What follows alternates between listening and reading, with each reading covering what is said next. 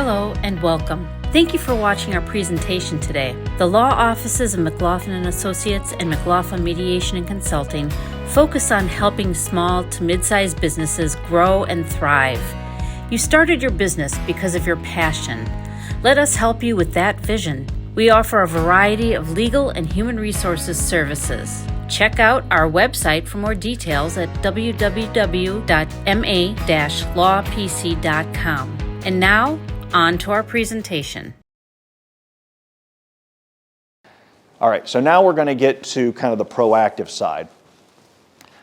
So I have kind of these four things in this circle, and everything kind of goes together. And if you go to the top right side, right over here, we have the running of the company and the management responsibilities and the labor responsibilities and compensation.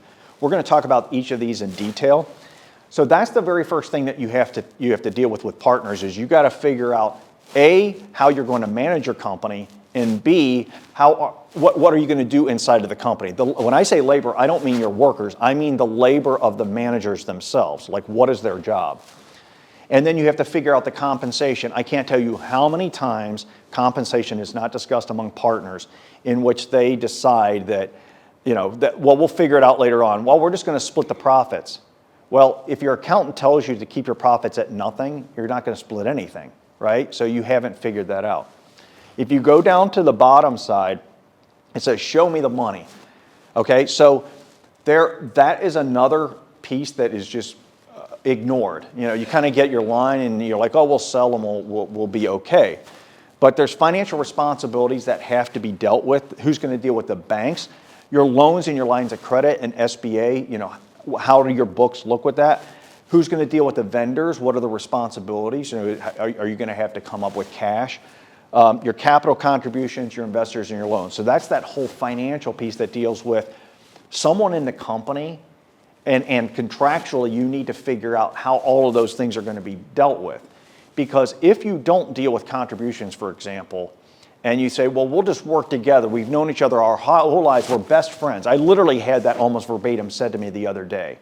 And I had to say to them with a kind of a half smile, I said, friendships end really quick, when things go south. So if those are contractually figured out, like if we need cash, we'll do this, you saved yourself a lot of problems. But if you just leave it to chance, remember the previous slide where I said who's going to control that? The bank's going to decide when you're going to get the money. You've lost the ability to have that discussion, okay? Now you come around to the lower left side, the company's what? Something, again, that's completely ignored, which is the technology and services. So I have clients who you have a piece of technology, many times patented, that they want to sell and they want to use. And they don't decide, well, what happens if we split? Who owns it? Normally, it's the company itself who owns the technology. But when they split, who wants it? They both want it. They both want the cash, but neither of them can have it. So contractually, you got to figure out who owns what. And then the customers and the competition, the typical the competition piece for your key people, that has to be figured out amongst yourself, certainly, especially if you have different businesses, right? So in small businesses, sometimes people are involved in 2 and 3 different businesses, carving out what that means. And then secondly, it has to do with how are you going to deal with the customers if we want to split? How many times have people gone into business together and said, I brought this group and I brought this group, but then a couple years later, it was always just the one person or the other person that brought it in. And now you're like, well, it's not fair that they take the customers. We built it together. They're violating the non-competition agreement, but there isn't a non-competition agreement. Well, the answer is you got nothing to enforce. You lost them. Whoever keeps them, keeps them. And then you go up to the top part, and notice I have the exit clauses being the last. Those first three pieces are not dealt with. The last one does not matter. The exit clause will be decided for you by those earlier groups I told you about who influence it, okay? So the 2 biggies there are the limits and the timing, okay? Limitations means who can come in. How many times have you heard where someone says, I'm going to bring so-and-so into the business and they're going to save us? But you don't want that. And especially if it's another family member, especially if it's someone's spouse. So those limitations matter, having those hard discussions up front. And then the other part of it is the timing of exit. Here's an example. Let's say I get into a business and I have a day job, and I think I don't really want to work my day job because I want to be my own owner. And I get 6 months in owning my own business. I'm like, boy, this is the worst thing I've ever dealt with in my life, and now I want out. You want that timing. You don't want someone exiting out in 6 months. Or if they are going to exit out in 6 months, you want them to basically forfeit everything, as an example, right? So those timing of what happens if I want to leave early, what happens if I stay in a certain time period. So if someone's in a business for 5 years, well, they don't want to walk away empty, and they don't want to be trapped. So you can control those. If not, we're going to talk later about how do those get figured out. And then the other is evaluation buyout. Huge, okay? There's no cheap appraiser. No cheap appraiser anywhere, okay? And some businesses require appraisals and some don't. You don't have to always have an appraisal as part of your business. You can sometimes have a clause that spells out what does that mean for the business buyout.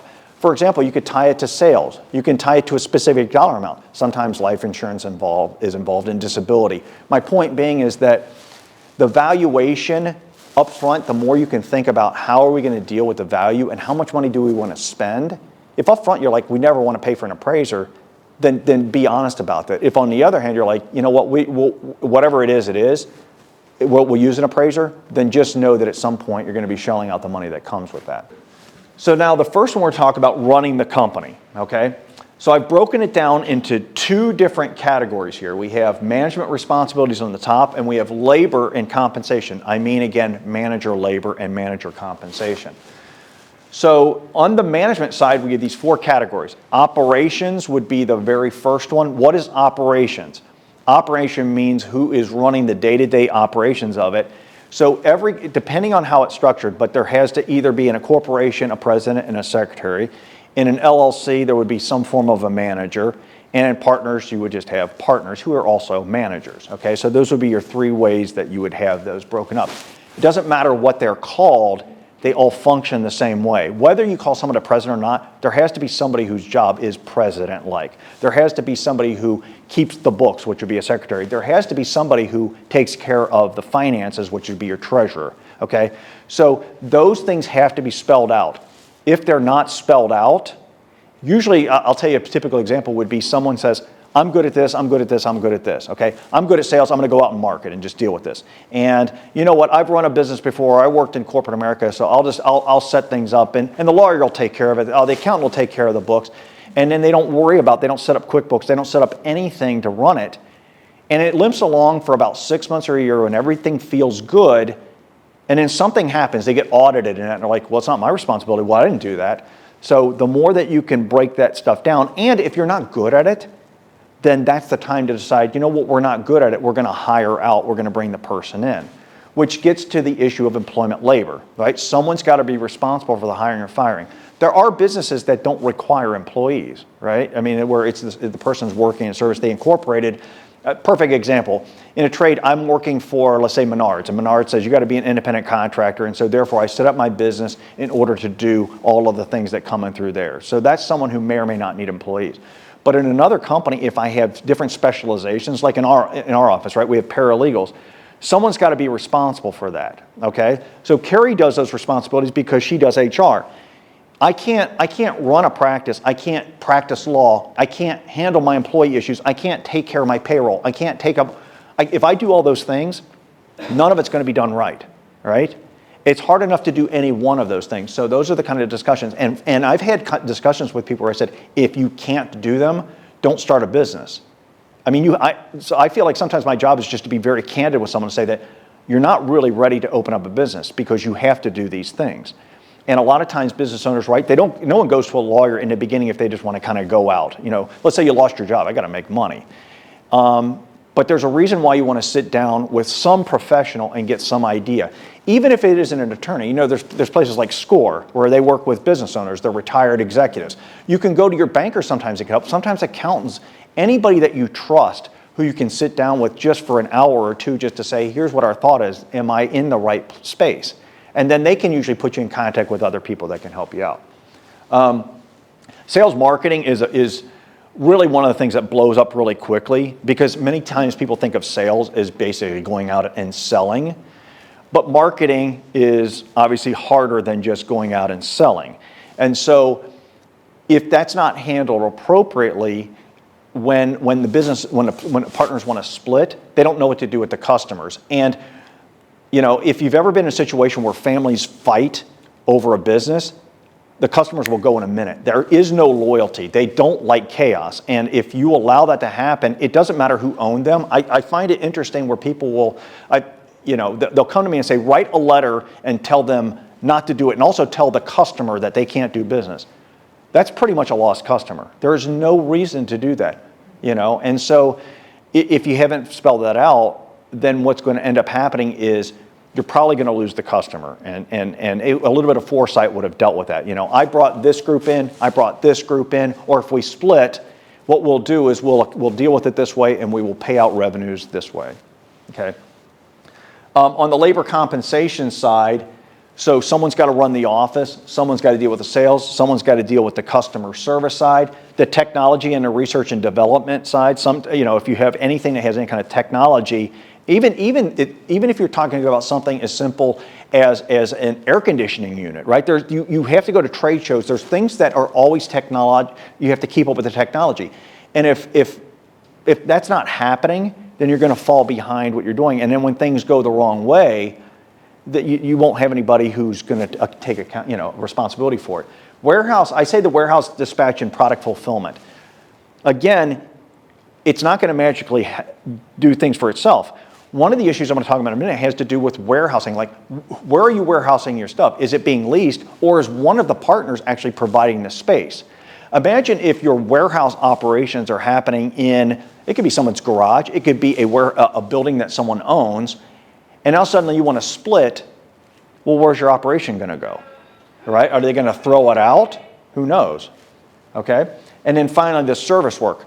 Who's going to deal with the ongoing maintenance issues, right? Who's going to deal with these problem issues?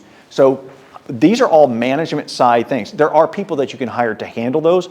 You need to know up front. Those are contractual issues with your agreement, your shareholder agreements, your management agreements, your operating agreements. That's where those things go. If you don't have those, then you don't have any decision about what's going to be done. Thank you again for watching this informative session. If you have any questions about what you just heard or want to contact us for legal or business consulting services, you can reach us at 630-230-8434 or email us at kmclaughlin@ma-lawpc.com. Have a wonderful day.